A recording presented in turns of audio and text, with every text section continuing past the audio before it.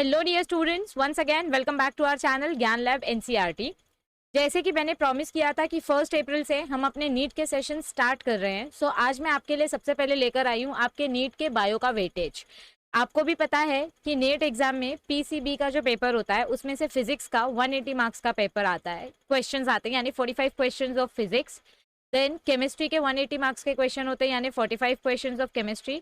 And then you have 90 questions of biology, that is 360 marks का आपका bio का paper होता है। ठीक है, सो बायो का पहले वेटेज देख लेते हैं कि आपका जो एनसीईआरटी के सिलेबस के हिसाब से क्लास 11th और क्लास 12th है, दोनों में से कौन से चैप्टर कौन से यूनिट के लिए कितना मार्क्स अलॉट किया गया है और फिर हम क्या स्टार्ट करने वाले हैं उसके ऊपर हम फोकस करेंगे। तो सबसे पहले आपके 11th स्टैंडर्ड का जो एनसीईआरटी है, मैंने ऑलरेडी एक वीडियो बनाई है जिसकी लिंक आपको डिस्क्रिप्शन में दी हुई है कि नीट और महाराष्ट्र बोर्ड दोनों का सिलेबस कितना सिमिलर है। तो ये वीडियो मैंने ऑलरेडी बनाई हुई है, तो आपको ये सोचने की जरूरत नहीं है या ये स्ट्रेस लेने की जरूरत नहीं है कि मैम महाराष्ट्र बोर्ड के स्टूडेंट्स को पूरा नया सिलेबस पढ़ना पड़ेगा क्या नीट के लिए। Absolutely not. आपके नीट के जितने भी चैप्टर्स है सारे के सारे चैप्टर्स आपके महाराष्ट्र बोर्ड से कनेक्टेड है। सो महाराष्ट्र बोर्ड का कौन सा चैप्टर नीट के कौन से चैप्टर से कनेक्टेड है और उसके हिसाब से आपको क्या रिवाइज करना है, ये वीडियो मैंने ऑलरेडी बनाई हुई है और इसकी लिंक आपको नीचे डिस्क्रिप्शन में मिलेगी। तो वो वीडियो ध्यान से देखो कि महाराष्ट्र बोर्ड और एनसीईआरटी का सिलेबस कैसे मैच करता है। अब एनसीईआरटी के अकॉर्डिंग देखते हैं कि इसका वेटेज कैसे डिस्ट्रीब्यूटेड है। तो आपका जो सबसे पहला यूनिट है that is diversity in the living world, अगर आप ऑन एन एवरेज देखो तो इसमें से टोटल आपको 10 क्वेश्चंस आते हैं। कितने क्वेश्चंस आते हैं? 10 क्वेश्चंस, जिसमें से ये 3 चैप्टर आपका बॉटनी वाला पार्ट है और ये वाला पार्ट आपका जूलॉजी का है। ओके, सो ये जो 10 क्वेश्चंस हैं यानी कि 40 मार्क्स का वेटेज तो भाई इधर ही हो गया है। काफी अच्छा खासा यूनिट है। अब इस यूनिट की खासियत क्या है कि आपको इस यूनिट के लिए सिर्फ एनसीईआरटी फॉलो करना है, यानी कि एनसीईआरटी के जो एग्जाम्पल्स दिए हुए होते हैं आपको उन एग्जाम्पल्स के ऊपर लर्न करना, वो एग्जाम्पल्स लर्न करने हैं और आपको line by line NCERT read करनी है। सिर्फ एनसीईआरटी करोगे तो उतना सफिशिएंट हो जाएगा आपके ये 4 चैप्टर्स के लिए फॉर फर्स्ट यूनिट। अब आपकी जो सेकेंड यूनिट आती है structural organisation in plants and animals, तो इसमें से भी जो 2 चैप्टर्स है वो बॉटनी के हैं और लास्ट का चैप्टर आपका जूलॉजी का है और इसमें से भी टोटल आपके 5 क्वेश्चंस आते हैं। अब इसमें से भी आपको क्या करना है, आपको एनसीईआरटी तो फॉलो करनी है। मतलब अगर आप एनसीईआरटी भी word by word line by line कर लेते हो तो आपको नोट्स प्रेफर करने की जरूरत नहीं पड़ेगी, क्योंकि सिर्फ 5 मार्क्स का वेटेज है और टेक्स्ट बुक में ही इतने एग्जाम्पल्स दिए गए हैं कि आपका एनसीईआरटी सफिशिएंट कवरेज कर देता है। फिर उसके बाद आता है आपके क्लास 11th का unit 3 that is structure and functions, यानी कि सेल के बारे में। तो यहाँ पर देखो आपका जो cell the unit of life और cell cycle and cell division है, मिला के 7 मार्क्स के क्वेश्चन आते हैं और बायोमोलिक्यूल्स में से 3 क्वेश्चन आते हैं। सो यानी कि इसका भी ऑन एन एवरेज कितना वेटेज बन रहा है? 40 मार्क्स का, यानी कि 10 क्वेश्चन का वेटेज बन रहा है। अब यहाँ पर आपको टीचर के नोट्स प्लस एनसीईआरटी, आपको यहाँ पर टीचर के नोट्स प्लस एनसीईआरटी दोनों की जरूरत पड़ेगी। यस एवरीबॉडी, टीचर के नोट्स प्लस एनसीईआरटी दोनों की जरूरत पड़ेगी। फिर उसके बाद आता है आपका unit 5 of class 11th that is plant physiology. अब ये जो 2 यूनिट्स है, एक प्लांट फिजियोलॉजी और एक ह्यूमन फिजियोलॉजी, मिलाकर 10 क्वेश्चंस आपके प्लांट फिजियोलॉजी से और 10 to 12 क्वेश्चंस आपके ह्यूमन फिजियोलॉजी से आते हैं। यानी कि सबसे बड़ा वेटेज आपका यूनिट 4 और यूनिट 5 कॉन्स्टिट्यूट करता है। सो ये दोनों यूनिट्स आपका plant physiology and human physiology दोनों यूनिट बहुत इंपॉर्टेंट है। इसके लिए सिर्फ एनसीईआरटी सफिशिएंट नहीं है, इसके लिए आपको टीचर के जो नोट्स होते हैं, तो यहाँ पर आपको टीचर के नोट्स बहुत ज़्यादा इंपॉर्टेंट है और उसके साथ साथ आपको एनसीईआरटी करना है, क्योंकि यहाँ पर आपका कॉन्सेप्ट एकदम तगड़ा होना चाहिए। अगर आपका कॉन्सेप्ट क्लियर नहीं है तो फिर बहुत ज़्यादा दिक्कत हो जाएगी। स्पेशली प्लांट फिजियोलॉजी के लिए तो भी आप एनसीईआरटी के एग्जाम्पल्स पढ़ सकते हो, ठीक है, लेकिन ह्यूमन फिजियोलॉजी के लिए you need all conceptual clearance. Okay, आपका कॉन्सेप्चुअल क्लियरेंस एकदम कड़क होना चाहिए, एकदम स्ट्रांग होना चाहिए, तो ही आप ह्यूमन फिजियोलॉजी के क्वेश्चन सॉल्व कर पाएंगे। ओके, फिर उसके बाद आता है अपना क्लास 12th का सिलेबस। तो क्लास 12th में आपको देखो जो फर्स्ट यूनिट है यानी यूनिट 6 आपका रिप्रोडक्शन वाला यूनिट, तो इसमें से अप्रोक्सीमेटली कितने क्वेश्चंस आ रहे हैं? अप्रोक्सीमेटली 11 से 12 क्वेश्चन आ रहे हैं। Now this is also very important, यहाँ पे भी आपको नोट्स प्लस एनसीईआरटी दोनों करना पड़ेगा। और जब मैं बोलती हूँ नोट्स, तो देखो मैंने आपको ये चारों चैप्टर पढ़ा दिया है, reproduction in organism, sexual reproduction, human reproduction, reproductive health, ये चारों चैप्टर्स पढ़ाए। तो चैप्टर्स पढ़ाते पढ़ाते हम जो आपको बुलेट पॉइंट्स देते हैं वो आपका नोट्स होता है। फिर उसके बाद आता है है आपका unit 7 that is evolution, genetics and evolution, इसमें से अपना 5th वाला चैप्टर चल रहा है।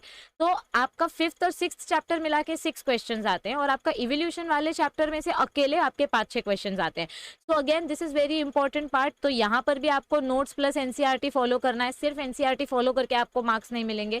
इसके बाद ये वाला जो यूनिट है बहुत सिंपल यूनिट है, यहाँ पे आपको सिर्फ एनसीईआरटी करना है। ह्यूमन हेल्थ एंड डिजीज से 2 क्वेश्चन आते हैं, ज्यादातर पॉजिटिव एजेंट्स के ऊपर पूछे जाते हैं या ट्रीटमेंट के ऊपर पूछे जाते हैं। और ये जो एनहांसमेंट ऑफ फूड प्रोडक्शन और माइक्रोब्स है, बहुत ही गिने चुने 1 या 2 क्वेश्चन आता है।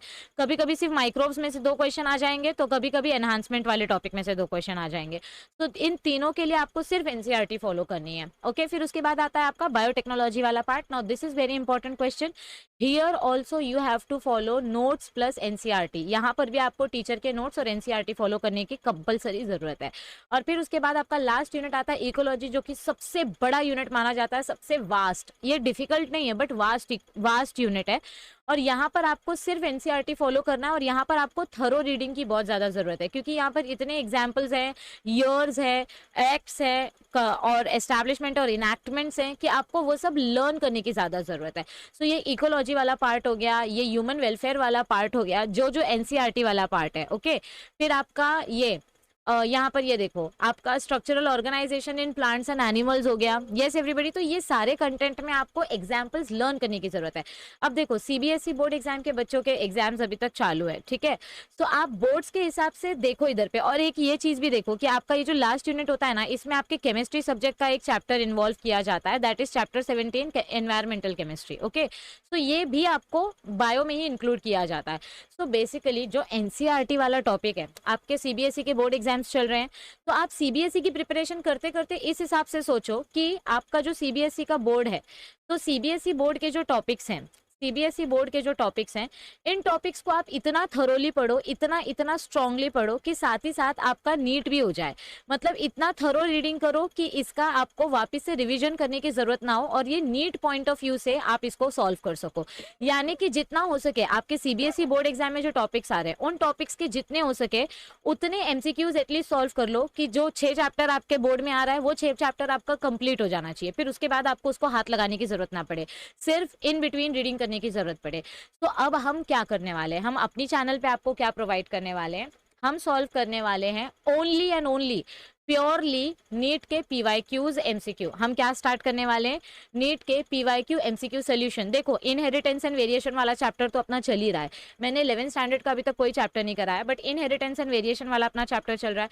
तो इनहेरिटेंस एंड वेरिएशन चैप्टर की डिटेल वीडियो भी आपको मिलेगी, लेकिन उसके साथ साथ हम ज्यादा फोकस करेंगे नीट के प्रीवियस ईयर क्वेश्चन के एमसीक्यू सोल्यूशन पे। हर एक चैप्टर के एटलीस्ट 50 क्वेश्चन हम प्रैक्टिस करने वाले हैं, और वो भी कॉन्सेप्ट के साथ डिस्कस करेंगे, ताकि अगर आपका concept Maharashtra board point of view से भी क्लियर है तो कम से कम आप नीट के एंट्रेंस के लिए रेडी हो जाओ। क्योंकि मेजॉरिटी ऑफ ऑडियंस जो है वो महाराष्ट्र बोर्ड एग्जाम से देती है एग्जाम और फिर नीट के लिए प्रिपेयर करती है। तो मैं आपको 10 बार बोल रही हूँ, आपके महाराष्ट्र का बोर्ड और आपके नीट का सिलेबस बहुत ज्यादा डिफरेंस नहीं है। बायो का, मैं बायो की बात कर रही हूँ, बहुत ज्यादा डिफरेंस नहीं है। बार बार बोल रही हूँ, डिस्क्रिप्शन में आपको एक वीडियो दिया है मैंने, जिसमें मैंने आपको कंपेयर करके बताया है what is the difference between NEET and Maharashtra board syllabus. So कुछ डिफरेंस नहीं है, इसीलिए आपका जो टॉपिक ऑलरेडी स्ट्रांग है, जो कॉन्सेप्ट आपको ऑलरेडी अच्छे से आता है, हम उसके प्रीवियस ईयर क्वेश्चन एमसीक्यू के साथ सॉल्व करेंगे, फिर मेंटी क्विजेस कंडक्ट करेंगे और साइड बाय साइड तब तक आपको डिटेल्ड वीडियोस मिलती रहेंगी। मैं आपको ये सजेस्ट करूंगी कि यूट्यूब प्लेटफॉर्म पे बहुत सारी ऑलरेडी पुरानी चैनल्स हैं जिनसे आपको मॉक टेस्ट के लिए मतलब एनरोलमेंट आप कर सकते हैं। बहुत सारी चैनल्स हैं, बहुत सारे बायो और नीट के फेमस चैनल्स हैं, आप सर्च करो नीट मॉक टेस्ट, और जो भी आपको सस्ता मॉक टेस्ट मिलता है आप मॉक टेस्ट खरीदो। क्योंकि अगर 1000 रुपए में भी आपको 10 मॉक टेस्ट मिल रहा है या 400-500 रुपए में भी आपको मॉक टेस्ट मिल रहा है, तो मॉक टेस्ट से आपकी मेंटल प्रिपरेशन होगी कि नीट का एग्जाम आता कैसे है और उसके लिए अपीयर कैसे करते हैं और ओएमआर शीट कैसी भरी जाती है। तो अभी भी आपके पास टाइम है, आपका एग्जाम जुलाई 17 को होने वाला है।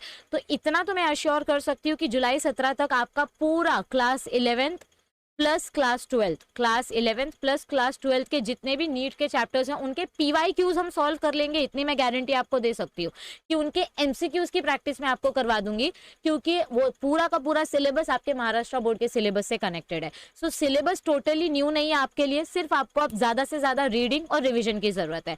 और जो बच्चे ऑलरेडी CET के लिए प्रिपेयर कर रहे हैं तो उनकी नीट की 50% प्रिपरेशन वैसे भी हो ही जा रही है।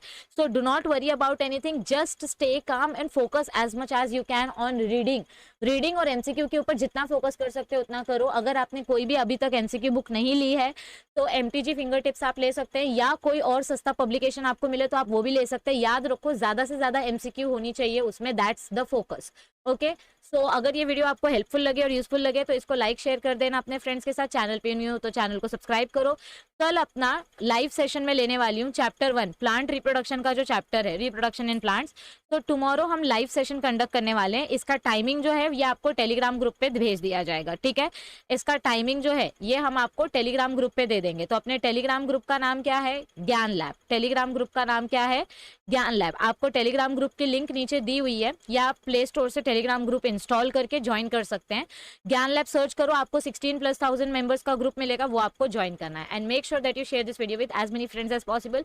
और अभी तक भी कुछ नहीं पढ़ा है ना बच्चों, you can still do it. मुझे आप लोगों पे भरोसा है, तो आपको खुद पे बहुत भरोसा होना चाहिए। बस फोन से सोशल नेटवर्किंग साइट्स डिलीट करो और खुद पे भरोसा करो और बुक खोल के रेडी हो जाओ, क्योंकि आप नीट कर सकते हो। It is not impossible but hard work is needed, and if you are dedicated तो आपको पास कराना मेरी रिस्पॉन्सिबिलिटी है, एटलीस्ट फॉर बायो।